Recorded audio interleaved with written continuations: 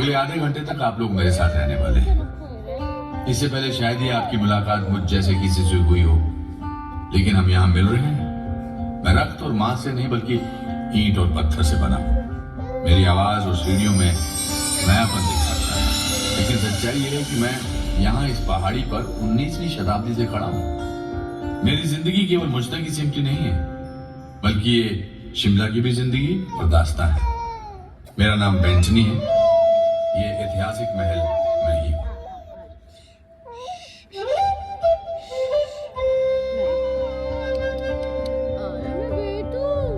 एक ऐसा भी समय था जब मैं यहाँ नहीं था। यहाँ कोई शहर नहीं था, ऊंची ऊंची इमारतें नहीं, बस एक पहाड़ी और घना जंगल। लेकिन उस पहाड़ी और जंगल में जीवंतता थी, भरपूर जिंदादिली थी। ये पशु पक्षियों से गुलजार था। 18वीं शताब्दी के अंत में शिमला के पूर्व में नेपाल एक शक्तिशाली राष्ट्र बनकर उभर रहा था। 19वीं शताब्दी के पहले दशक में नेपाल के गोरखों ने आज की हिमाचल प्रदेश के हिस्से पर कब्जा कर लिया। इन पहाड़ियों में इन साहसी योद्धाओं ने कुछ स्थानीय शासकों को पराजित किया। महाराज, हम क्या करें? अगर उन पर जरा सी भी आंच आई तो वो हमें मसल कर रख देंगे, इसमें कोई शक नहीं।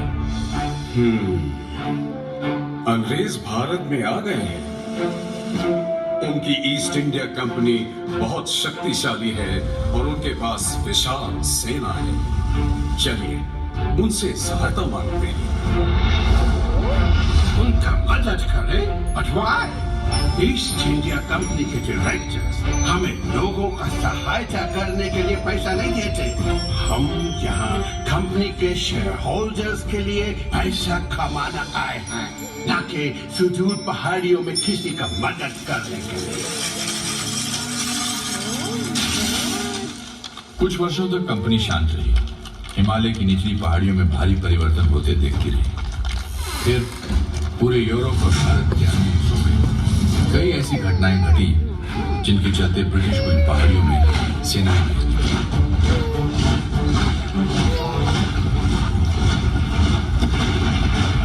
शिमला में जब लड़ाइयां हुई, फिर बड़े राजाओं और अंग्रेजों की जीत हुई।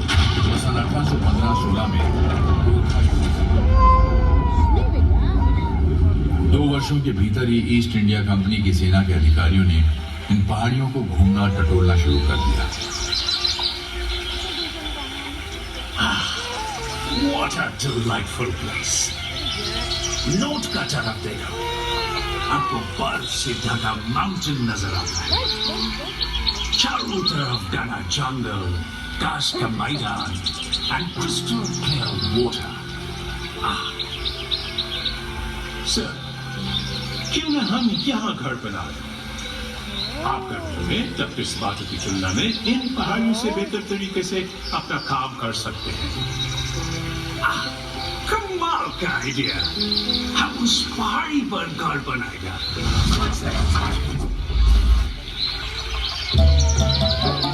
1822 में मेरे बनने से कुछ दशक पहले कैप्टन चार्ल्स प्रैट कैनेडी ने पहला स्थायी घर बनाया, जहां आगे चलकर 1831 में कैनेडी हाउस में एक मेहमान का यहाँ आना हुआ, जिसका नाम था विक्टर चेकमोट।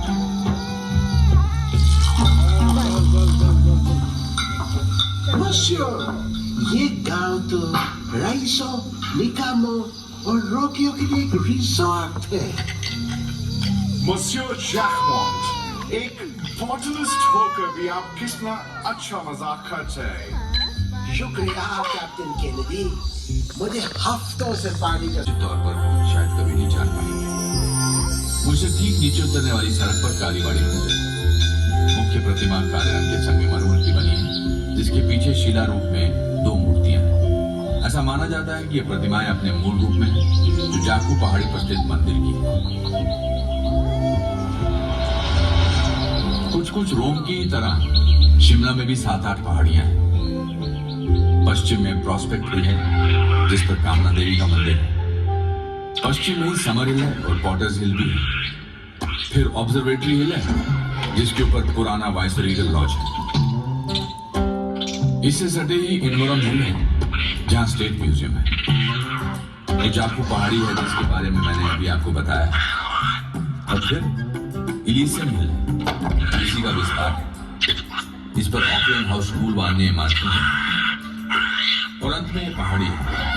जैसा कि आप अनुमान लगा सकते हैं, इसे बेंटनी हिल कहा जाता है। लेकिन शिमला में अलग अलग धर्मों के कई पवित्र स्थान हैं जो एक दूसरे के आसपास ही हैं। क्राइस्ट चर्च शिमला का सबसे पुराना चर्च है और ये रिज पर है। यह आसमान में शहर के हस्ताक्षर जैसा लगता है।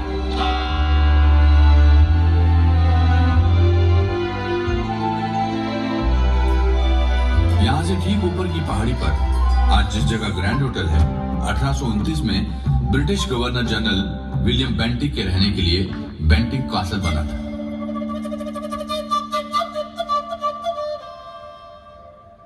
बेंटनी यानी कि मैं जहां हम बैठे हैं थोड़ा नीचे था, और इसका नाम भी माननीय के नाम पर ही था।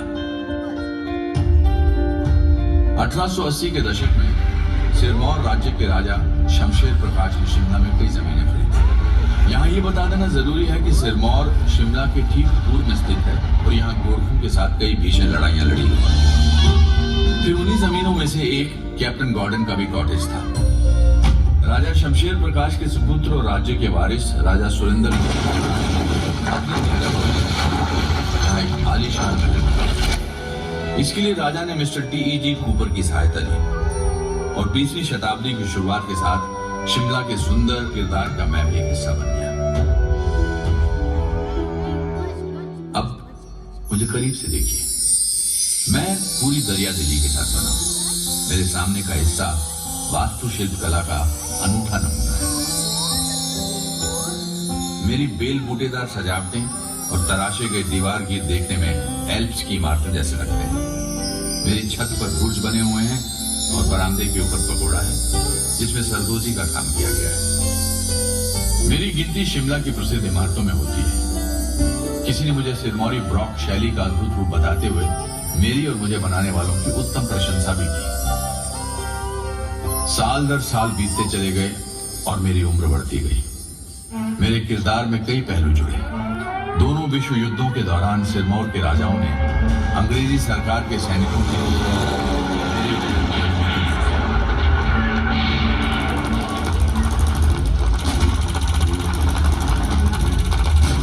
दूसरे विश्व युद्ध में यहाँ प्रिजनर ऑफ वॉर सेक्शन रहा। ये ऑल इंडिया रेडियो से अटैच था। यहाँ से ज्यादातर इटली के उन बंदियों का संदेश भेजा जाता था जिन्हें धर्मशाला के पास यौन में दफना दिया गया। आजादी के ठीक बाद मशहूर अखबार द ट्रिब्यून जो लाहौर में था यहाँ से छपना शुरू हो गया और इसके चंडीगढ़ शिफ्ट होने तक यही चलता रहा। ओ हाँ, क्या आपने बाहर की रेलिंग देखी जिस पर सिरमौर का राज्य चिन्ह है? ये रेलिंग्स सिरमौर की राजधानी नाहन में ढलवा लोहे से बनाई और ये ढलाई करा हिमाचल में आने वाले प्रथम उद्योगों में से ये रेलिंग और शानदार दरवाजा बनने से पहले ही मैंने शिमला म्यूनिसिपैलिटी को वचन दिया था कि प्रॉपर्टी के भीतर लगे देवदार के विशाल पेड़ों को कोई नुकसान नहीं होगा, और इनमें से 2 पूज्य वृक्ष अभी भी हैं। जाहिर है कि शिमला में बंदरों की भरमार है जो इन पहाड़ियों की टहनियों से झूला झूलते रहते हैं और अपनी हरकतों से मेरा मनोरंजन करते रहते हैं।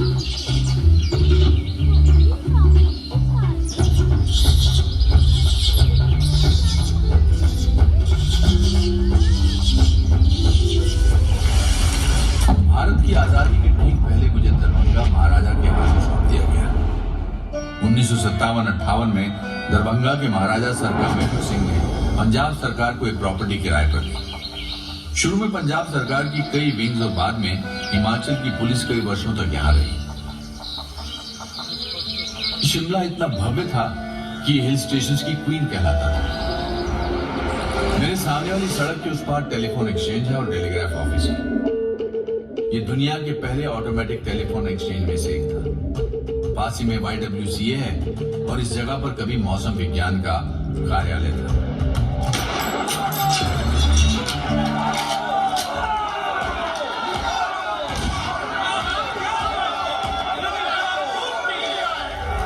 उत्तर भारत के लिए 1857 की शुरुआत शांतिपूर्ण, लेकिन इस शांति की गोद में तूफान पड़ रहा था। ये तूफान भारत की आजादी की पहली लड़ाई के रूप में दिखा और इसने भारत में ईस्ट इंडिया कंपनी के भू शासन की जड़ें हिला दी। सेवकों ने आबी आबी बाजार में सुना है कि शिमला के पास के जचोक कंटोनमेंट के लोगों ने भी विद्रोह कर दिया है। बकवास, वो कभी भी नमक हरामी नहीं करेगा।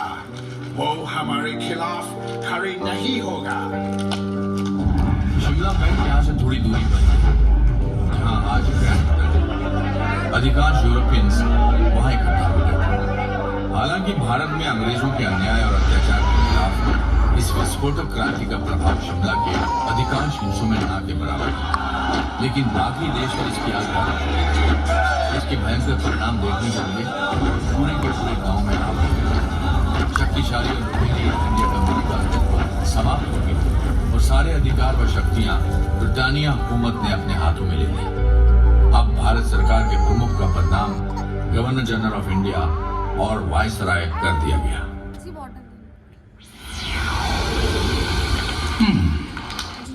मुझको लगता है कि भारत का secretary of state sir Charles Wood Shimla को समर कैपिटल बनाने को मान जाएगा। I cannot stand the heat। और मैं भारत में इसको काफी झेल चुका है। सर जॉर्ज, उस उमस भरा कलकत्ता का डर्बी में जितना काम हम 10 दिन में पूरा करेगा, वो तो यहाँ 1 दिन में हो जाएगा। 1864 में सर जॉन लॉरेंस के वायसराय बनने के बाद शिमला शहर आधिकारिक रूप से भारत की ग्रीष्मकालीन राजधानी बन गया। हालांकि इसे समर कैपिटल का नाम तो दिया गया, लेकिन वर्ष के अधिकांश समय सरकारी कामकाज यहीं से होता था और फिर जाड़े के महीनों में शिमला से कोसों दूर कलकत्ता चला जाता था और उसके बाद नई दिल्ली। ये गांव शक्ति का केंद्र बन गया था। वायसराय के शिमला के थंडर क्लाउड हाउस से धरती पर मनुष्य की आबादी के 5वें